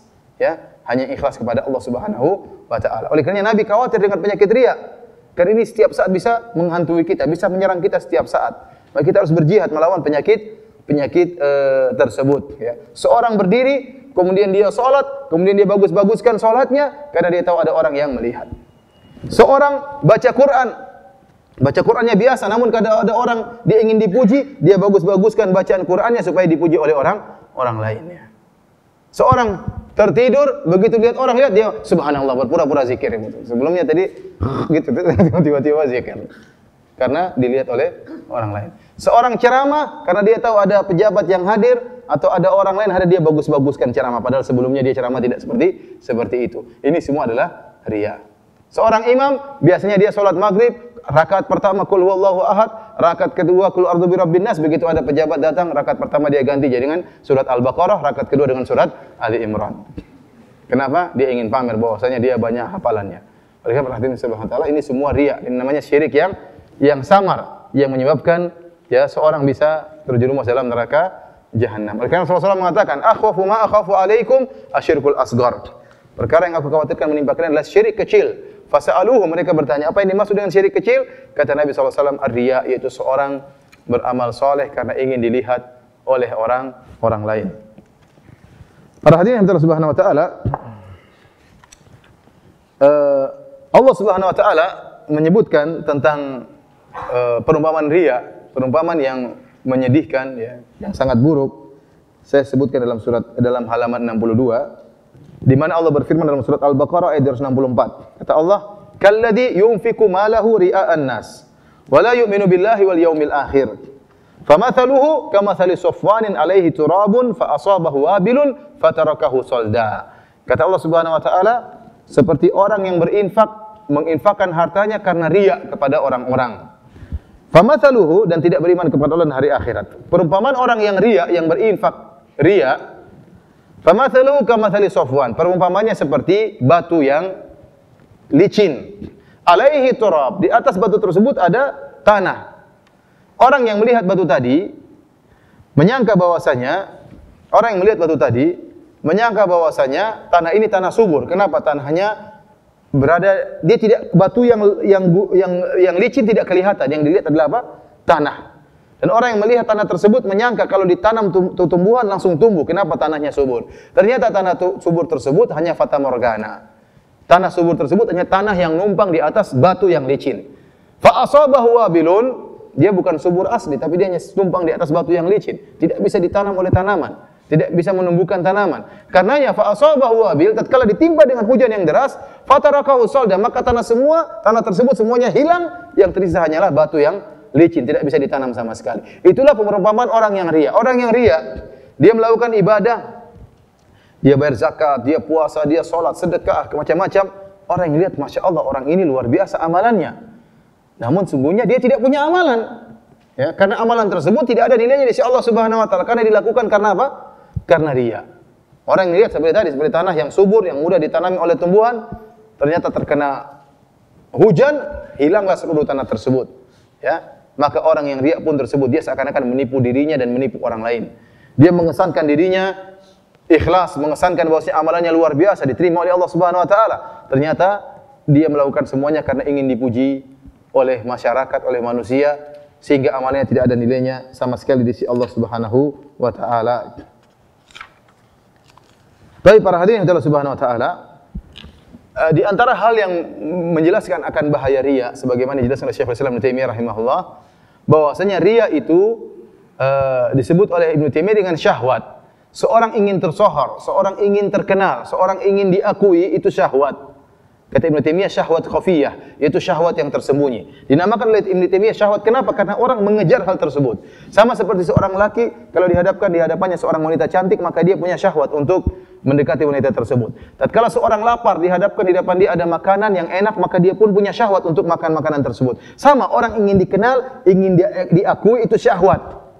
Itu syahwat. Maka seorang harus lawan. Namanya orang ingin diakui, ingin dia omongannya yang pertama didengar, tidak ingin ada yang, dia ingin di semua wajah menuju kepada dia, dia tidak ingin ada saingan yang lain. Ini syahwat. Akhirnya apa? Dia tidak menghargai orang lain. Kalau ada yang lain dia jelek-jelekan. Kenapa? Dia ingin semua orang mengakui dirinya. Dia ingin menjadikan dia sumber satu-satunya. Ini syahwat seperti ini. Dan ada orang-orang seperti itu, ada. Ya. Dan itu kelihatan dari perbuatan-perbuatannya. Oleh karenanya para hadirin hati-hati. Ini syahwat. Ingin harus nomor satu, harus pertama didengar, ya. Harus dialah satu-satunya, harus datang kepada dia dan macam-macamnya. Ini syahwat. Maka seorang melawan syahwat tersebut, ya. Dan seorang harus berjuang melawan syahwat tersebut. Oleh karenanya Rasulullah SAW waktu ditanya oleh para sahabat, ya Rasulullah, rajulun yuqatilu hamiyatan. Ya Rasulullah, ada seorang berperang karena membela sukunya. Rajulun yuqatilu ghadbanan. Ya Rasulullah, ada seorang berperang karena ngamuk, marah. Rajulun yuqatilu syaja'anan. Rasulullah, ada seorang berperang karena menunjukkan keberaniannya. Rajulun yuqatilu liyura makanu. Ada seorang berperang supaya diketahui kedudukannya. Rajulun yuqatilu liyuzkar. Ada orang berperang supaya dikenang.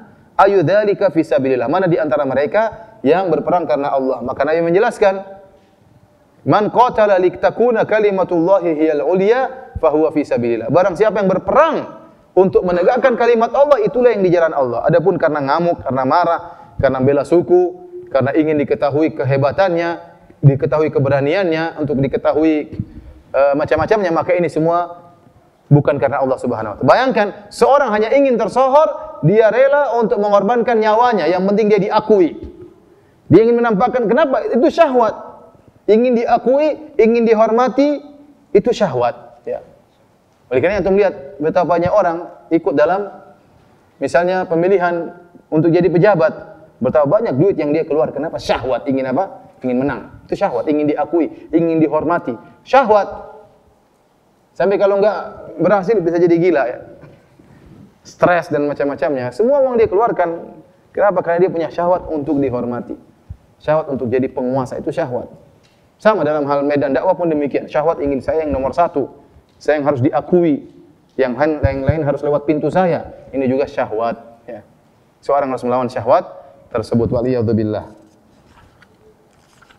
Baik para hadirin dan hadirat yang dirahmati oleh Allah Subhanahu wa taala, bagaimana cara kita berjihad melawan riya? Tinggal 10 menit ya?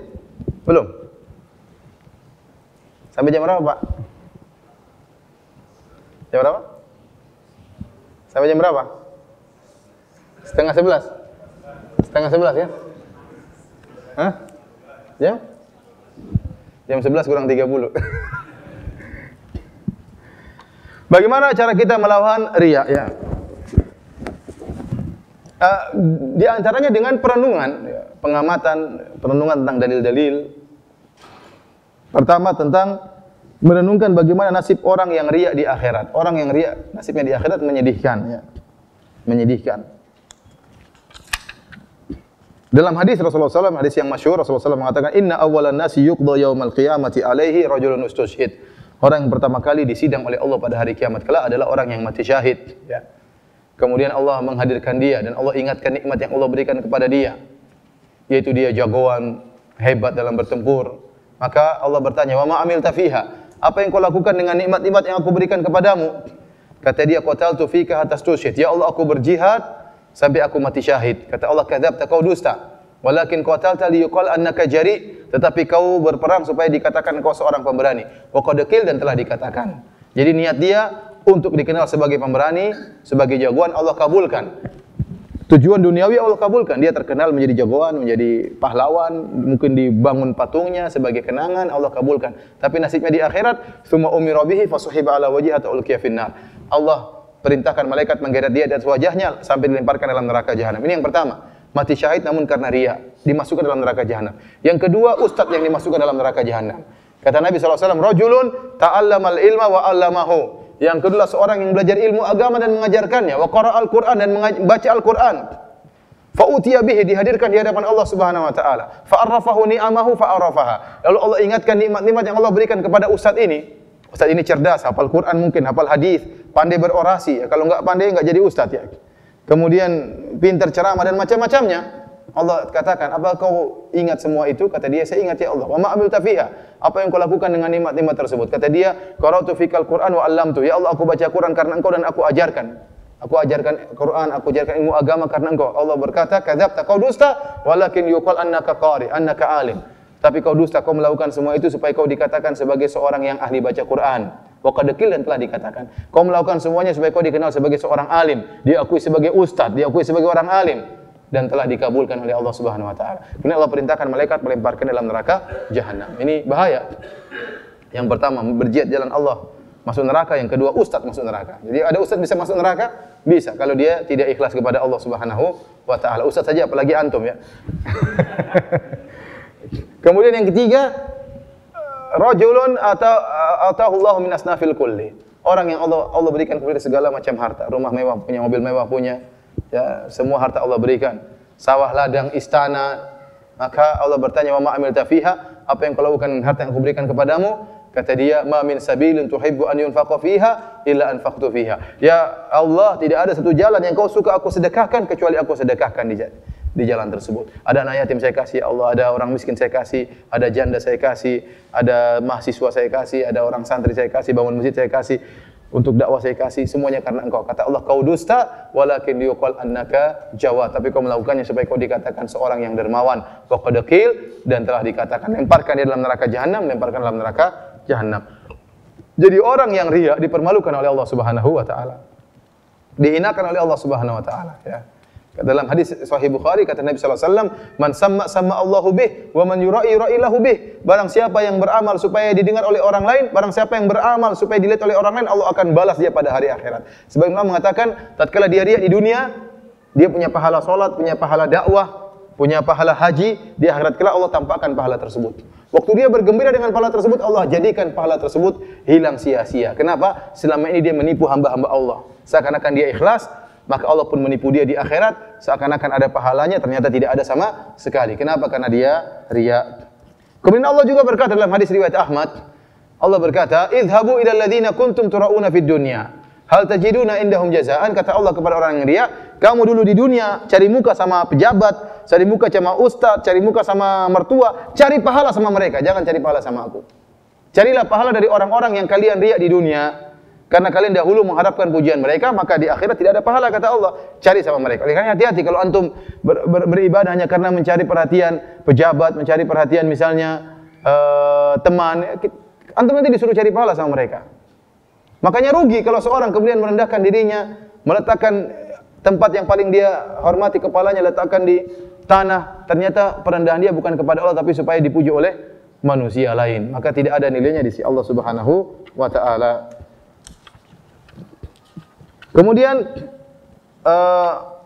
di antara hal yang membuat kita menghindarkan riya, itu bahwasanya nasib orang riya di dunia, dia senantiasa gelisah. Dia senantiasa apa? Gelisah. Kenapa? Dia mengharapkan pujian. Dia mengharapkan pujian. Kalau dia tidak dipuji, maka dia pun marah, ya.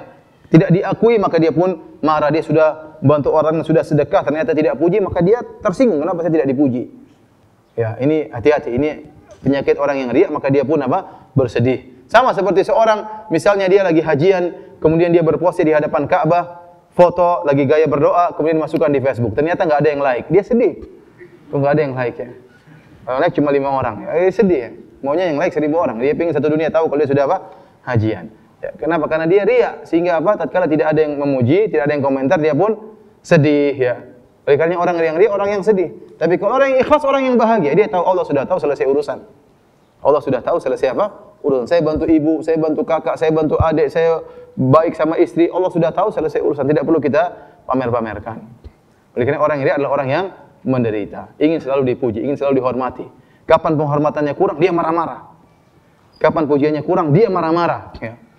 Ya. Ada orang ceramah, setelah ceramah dia mengatakan, bagaimana tadi ceramah saya? Oh, bagus. Biasa-biasa aja, kurang ajar kamu, biasa-biasa aja. Makanya kalau ada orang tanya sama antum, bagaimana tadi ceramah saya? Lumayan, bilang aja begitu. Kalau dia bilang, bagus Ustaz, bagus. Wah, ini kepalanya besar Ustaz tersebut, ya, hati-hati. Ente yang buat dia terjerumus dalam apa? Riya. Makanya antum jangan, ya, tatkala ada seorang muji sahabat yang lain, maka Rasulullah SAW mengatakan, kenapa kalian limadza qata'tum dhahra akhik, atau limadza darabtum, kenapa kalian memukul punggung saudara kalian, ya. Rasulullah melarang, karena orang yang dipuji yang tadinya ikhlas bisa berubah menjadi apa? Menjadi riya. Maka antum jangan suka muji-muji ustaz antum. Ustaz antum itu juga imannya lemah. Ya antum ustaz hebat, ustaz gini. Nanti ada yang enggak puji ustaznya jadi gimana gitu. Biasanya saya dipuji, sekarang tidak apa? Dipuji. Sehingga ustaznya merasa dirinya tinggi langit, padahal cuma di lantai 1 padahal. Oleh karena hati-hati, jangan suka muji-muji orang. Tidak semua orang kuat untuk apa? Dipuji. Maka Rasulullah SAW mengatakan, "Idza ra'aitumul maddahin fahzu ala wujhihim turab." Kalau kalian melihat orang suka puji, maka lemparkanlah pasir di wajahnya. Kenapa? Karena jangan sampai kita terpedaya dengan pujian tersebut. Jangan sampai kita terpedaya dengan pujian tersebut. Oleh karena orang yang riya, orang yang menderita. Orang yang ikhlas adalah orang yang bahagia. Kenapa? Karena yang menjadi sumber penilaian dia adalah Allah. Yang penting Allah sudah nilai, selesai urusan. Dia tidak butuh dengan penilaian orang lain. Kemudian para hadirin dan hadirat yang dirahmati oleh Allah Subhanahu wa taala, di antara kiat kita untuk bisa ikhlas dan terjauh dari riya, di antaranya berdoa. Doa yang sangat penting. Nabi sallallahu alaihi wasallam mengajarkan, "Allahumma inni a'udzubika an usyrika bika syai'an a'lamu wa astaghfiruka lima la a'lamu." Ini doa yang sangat penting. Ya Allah, aku berlindung kepada Engkau dari kesyirikan yang aku sadari dan kesyirikan yang aku tidak sadari. Sering kita terjerumus dalam riya tanpa kita sadari. Tiba-tiba penyakit riya masuk dalam hati kita tanpa kita sadari. Perlu sering kita mengecek diri kita, ini ikhlas atau enggak. Saya kesini ikhlas atau tidak. Apakah hanya karena mencari pujian? Kalau ikhlas lanjut, kalau enggak perbaiki dulu. Jangan mundur. Perbaiki dulu, berusaha baru lanjut lagi. Ya, karena kalau kita tidak ikhlas rugi amalan kita, rugi sia-sia. Kemudian kalau kita dipuji, kita baca doa. Allahumma la tu'akhidni bima yaqulun. Ya Allah, janganlah Kau menyiksa aku atas pujian mereka. Waghfir li ma la ya'lamun, dan ampunilah aku atas dosa-dosa yang mereka tidak tahu. Waj'alni khairan ma yadhunnun, jadikanlah aku lebih baik daripada apa yang mereka persangkakan. Ini doa yang sangat mujarrab untuk menghilangkan riya. Kalau orang puji kita bilang gitu. Allahumma la tu'akhidni bima yaqulun. Ya Allah, jangan Kau siksa aku karena pujian mereka yang mereka tidak tahu hakikat diriku. Waghfir li ma la ya'lamun, ampunilah aku atas apa yang mereka tidak tahu tentang hakikatku. Kita lebih tahu tentang diri kita. Kita tahu maksiat yang kita lakukan. Kita tahu bagaimana malasnya kita sholat malam. Kita tahu bagaimana kurangnya kita berbakti kepada kedua orang tua. Kita tahu bagaimana kasarnya kita kepada anak dan istri. Kita tahu bagaimana pelitnya kita terhadap sedekah. Kita lebih tahu tentang diri kita. Maka orang muji kita karena mereka tidak tahu tentang kekurangan-kekurangan kita. Maka kita berdoa, waghfirli ma la ya'lamun. Ampunilah aku ya Allah atas ketidaktahuan mereka tentang kekurangan-kekuranganku. Waj'alni khairan mimma yadhunnun, yang jadikan aku lebih baik daripada apa yang mereka persangkakan. Ini di antara hal yang bisa mendorong kita untuk terselamatkan dari penyakit riya. Kemudian di antara tips juga adalah sering salat malam. Lakukan ibadah salat malam karena salat malam adalah ibadah yang sangat spesial. Tatkala kita sedang berkhalwat dengan Allah Subhanahu wa taala. Tatkala orang-orang semua sedang tidur. Kata Nabi sallallahu alaihi wasallam, "Shallu bil-lail wan nasu niyam, tadkhulul jannata bisalam." Salatlah kalian tatkala orang-orang sedang tidur, niscaya kalian akan masuk surga dengan penuh keselamatan. Seorang yang terbiasa salat malam, mudah bagi dia untuk riya, untuk ikhlas. Mudah bagi dia untuk melawan riya. Kenapa? Dia sudah melatih diri untuk beramal soleh yang lihat hanya Allah Subhanahu wa taala. Dan ini bukan cuma salat malam, yang lain juga. Latih diri untuk ibadah sini. Kalau Anda ingin memberi hadiah kepada orang, untuk memberi sumbangan kepada orang fakir miskin, datang sendiri orang fakir tersebut, kasih, kemudian pergi. Tidak usah orang lain tahu. Latih diri kita untuk beribadah tidak ada yang mengetahuinya. Latih diri kita. Di antaranya salat malam. Ya, salat malam sangat penting. Kita berkhalwat dengan Allah Subhanahu wa taala, ya. Namun tatkala siang hari tidak usah cerita, ya. Tadi malam alhamdulillah saya salat 8 rakaat alhamdulillah. Tapi witirnya ketinggalan, Masya Allah. Tidak usah cerita-cerita, ya. Ya qadarullah tadi malam saya biasanya saya 11 rakaat, tadi malam cuma 4 rakaat. Enggak usah bilang-bilang begitu, ya. Tidak usah, ya. Itu adalah pintu-pintu yang membuka riya, ya. Ini di antara hal yang mungkin bisa kita lakukan para ikhwan dan akhwat agar kita bisa terhindar dari penyakit riya. Dan yang terakhir kita akan singgung secara singkat adalah tentang masalah ujub. Ujub, ya, datang hadis-hadis menjelaskan tentang bahaya ujub, ya. Di antaranya saya sebutkan pada halaman 119, ya. Kata Rasulullah SAW, "Thalathu muhlikat."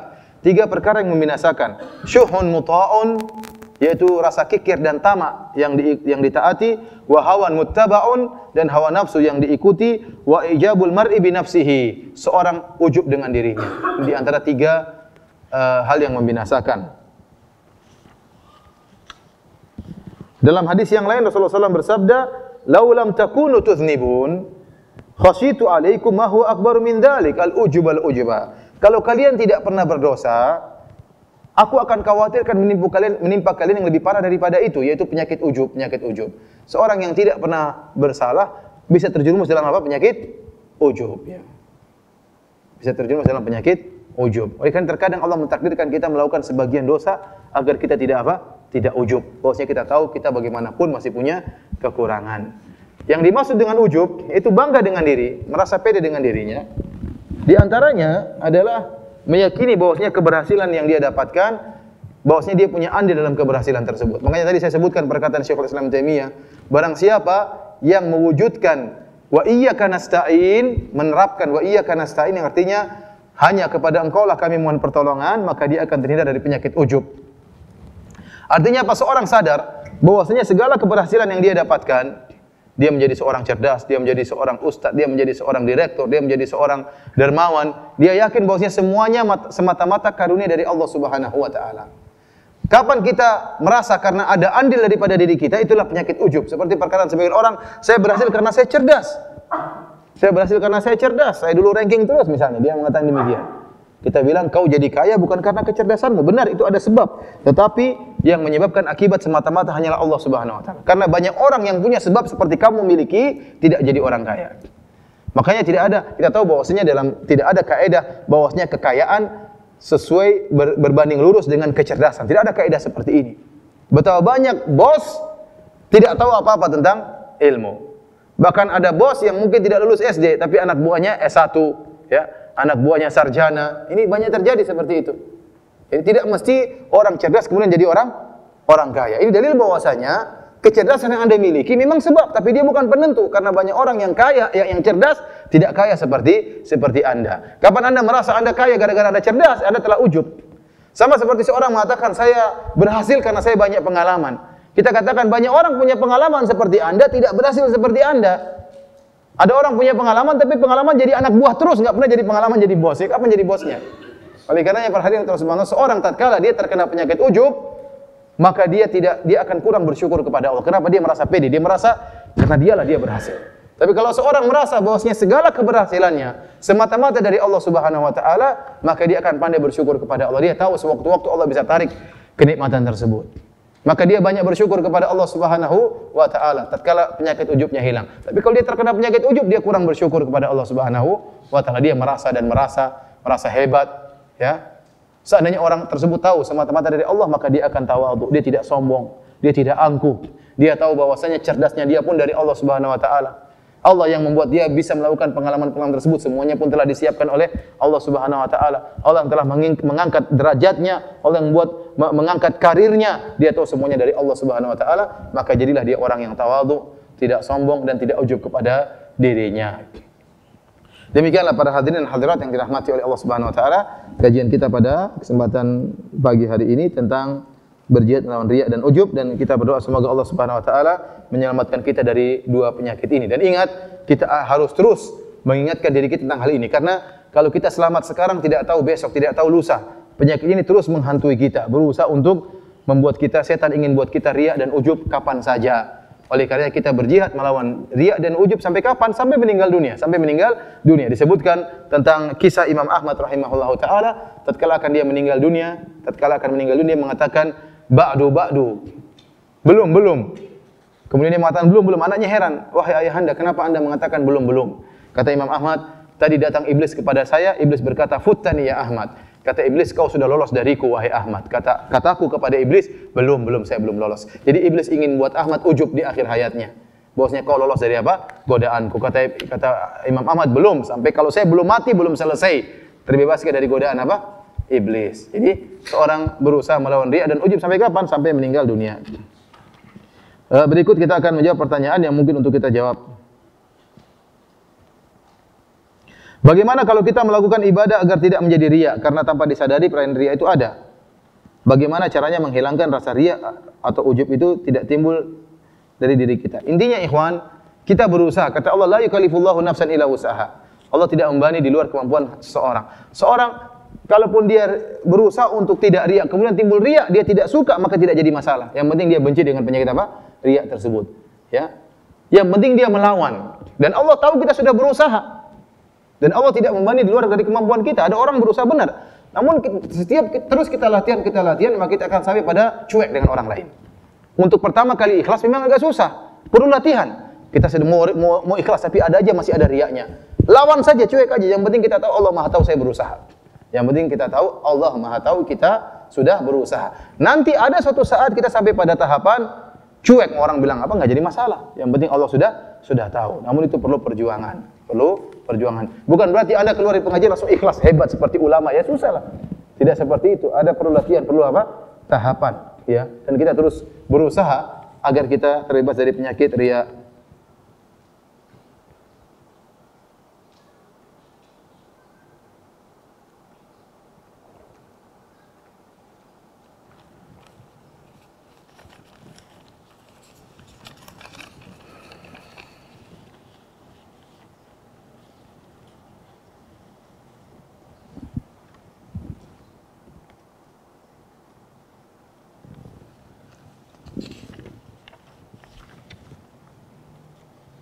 Apakah kita bisa mengukur kekhusyuan salat? Bagaimana menghindari rasa ujub atas khusyuk yang mereka telah dicapai? Ya, kita khusyuk itu perkara yang relatif ya. Artinya tingkat khusyuk berbeda-beda. Yang penting Anda berusaha tatkala salat, berusaha memahami apa yang Anda baca, berusaha bahwasanya menghadirkan dalam hati Anda bahwasanya Allah sedang melihat Anda salat, ya. Sehingga Anda tahu Allah sedang menilai salat Anda. Kalau Anda tahu Allah di depan Anda akan lebih mudah untuk apa? Khusyuk, ya. Anda akan lebih mudah untuk apa? Khusyuk. Dan terutama memahami apa yang Anda ucapkan. Subhana rabbiyal azim, itu harus ngerti maknanya apa. Sami Allahu liman hamidah, itu maksudnya apa? Harus ngerti. Rabbana walakal hamdu, itu maksudnya apa? Ya. Al-Fatihah, tafsiran singkatnya mengerti, harus tahu apa ya. Adapun kalau surat pendek mungkin harus baca tafsirnya, ya. Tapi kalau yang selalu kita baca surat Al-Fatihah, kemudian doa iftitah, Allahumma ba'id baini wa baini khotoyai, kita harus paham maknanya apa. Sehingga kita lebih khusyuk. Sujud, ruku ada doanya, Rabbighfirli warhamni wajiburni, harus paham maknanya apa. Sehingga kita bisa lebih apa? khusyuk ya. Itu di antara kiat-kiat untuk bisa khusyuk. Kemudian bagi para lelaki untuk lebih mudah khusyuk, maka persiapkan diri kita untuk sholat. Maksud saya persiapkan apa? Persiapkan diri kita, kalau kita tahu sudah mau adzan, segera wudu. Atau kita mendengar azan, segera kita berwudu. Kemudian kita melangkah kaki menuju masjid. Sampai di masjid, kemudian kita sholat sunnah. Kalau ada waktu kita baca doa. Kalau ada baca kita baca Quran. Maka ini berarti persiapkan diri kita. Begitu qamat, maka kita akan mudah untuk apa? Khusyuk. Kenapa? Kita sudah kasih muqaddimah. Beda kalau orang sudah adzan, dia masih ngobrol. Begitu qamat, sudah qamat, ayo cepat berangkat. Sampai sana Allahu Akbar, ngos-ngosan. Ya susah mau apa? Khusyuk. Kenapa? Terburu-buru. Berarti dia kurang mempersiapkan dirinya untuk menyambut salat. Semakin kita mempersiapkan diri kita menyambut salat, maka lebih mudah untuk apa? Khusyuk.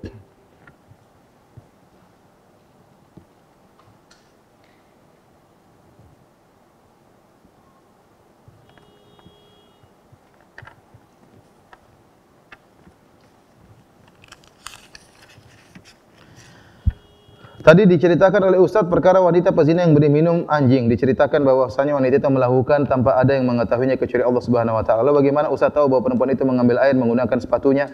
Ya karena Nabi yang menjelaskan ya. Nabi yang menjelaskan. Yang kasih tahu Nabi siapa? Yang kasih tahu Nabi siapa? Allah. Nabi pun tidak hidup tatkala zaman tersebut. Ustaz, bagaimana kalau kita menceritakan kebaikan dengan tujuan memberikan contoh kepada saudara sama muslim? Apa hukumnya? Boleh, ini bukan riya. Jadi kita mencontohkan, apalagi niatnya untuk agar orang mengetahuinya, untuk diikuti, maka ini bagus. Tapi harus apa? Ikhlas ya. Jangan sampai riya, karena bedanya sangat tipis ya. Dan kalau kita niatnya untuk mencontohkan, sangat bagus. Oleh karenanya para ulama menyebutkan seorang dai atau seorang ustaz terkadang menampakkan amalannya agar dicontohi. Contohnya dia salat duha, dilihat oleh banyak orang. Kenapa? Biar orang lain ikut apa? Salat duha ya. Atau misalnya dia bersedekah supaya orang lihat dia bersedekah ya. Ada amalan-amalan yang terkadang dia tunjukkan dalam rangka untuk diikuti oleh orang yang lain.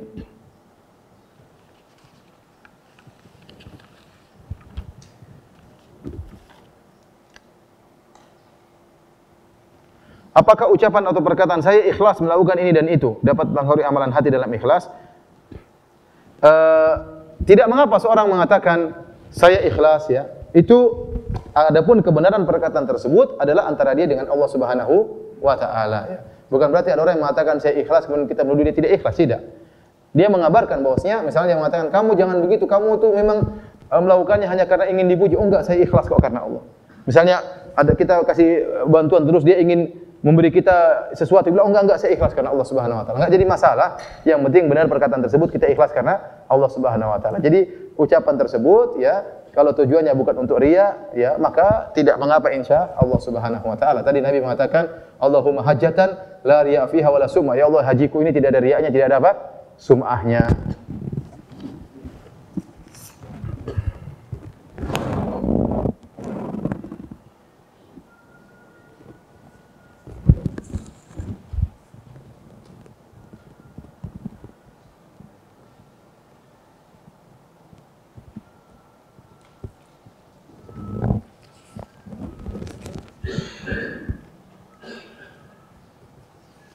Ini banyak berkaitan tentang masalah bunga, masalah cicilan ya.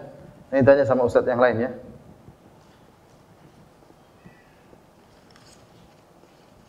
Apakah boleh kita mengeluh lelah, capek dan dengan rutinitas sehari-hari di rumah mengurus anak-anak, pekerjaan rumah dan lain-lain kepada suami agar suami juga mau turut membantu pekerjaan istri di rumah? Apakah ini dinamakan tidak ikhlas? Enggak sih, artinya kalau memang berat, enggak apa, kita kan suami itu tempat kita curhat, tempat untuk bekerja sama dalam menjalani kebahagiaan rumah tangga. Tidak apa-apa kita sampaikan, ya. Saya agak capek, ini agak berat, bisa kau bantu? Enggak jadi masalah, ya. Kalau memang itu di luar daripada kemampuan wanita yang biasa, kalau suaminya kemudian ada waktu longgar, insya Allah dia akan apa? Bantu. Tidak dia berusaha ikhlas, namun di luar kemampuan dia. Maka silakan dia sampaikan kepada suaminya dengan cara yang baik, dengan cara yang baik.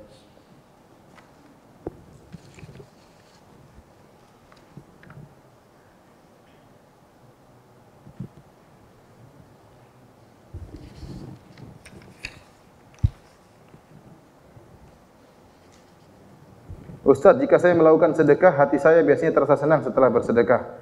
Apa itu dinamakan ujub? Tidak. Seorang mukmin adalah seorang yang bahagia jika melakukan amal soleh. Kalau anda setelah sholat malam senang, alhamdulillah itu berarti kebahagiaan Allah berikan. Setelah anda bersedekah, anda diberi kebahagiaan, itu justru menunjukkan anda seorang apa? Mukmin. Jadi seorang mukmin itu menyenangkan amal solehnya dan membuat dia gelisah amal maksiatnya. Itu seorang mukmin. Ya, jadi tidak mengapa. Namanya ujub atau riya itu kalau merasa kita yang andil atau kita yang karena kita, ya itu namanya ujub. Ya. Kalau bukan karena saya maka tidak bisa, itu ujub seperti itu. Sayalah yang begini, sayalah yang pertama, ini ujub seperti itu. Tidak perlu seperti itu. Ya. Kita semua kalau tidak ada ente masih banyak orang lain yang Allah siapkan. Ya. Kalau bukan karena saya, ya. Kalau saya tidak dakwah di sini, kalau nggak ada ente pun nggak ada masalah, masih banyak ustadz yang lain yang Allah siapkan. Masih banyak jagoan-jagoan yang Allah siapkan untuk menggantikan posisi Anda. Jadi jangan sampai kita mengatakan kalau bukan karena saya, ini apa namanya? Perkataan-perkataan ujub.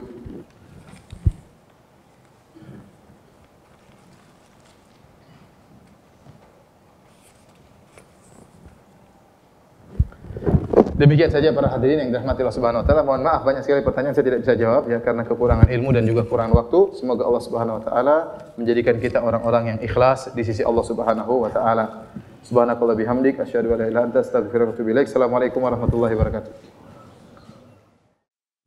Hai, sahabat Ammar TV, sudah lihat kan videonya? Masya Allah bukan?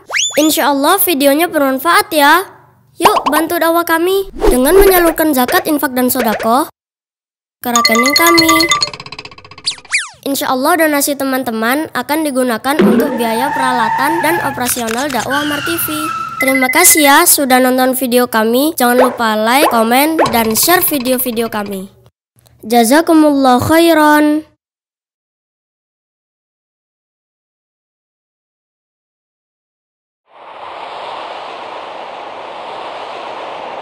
Ammar TV.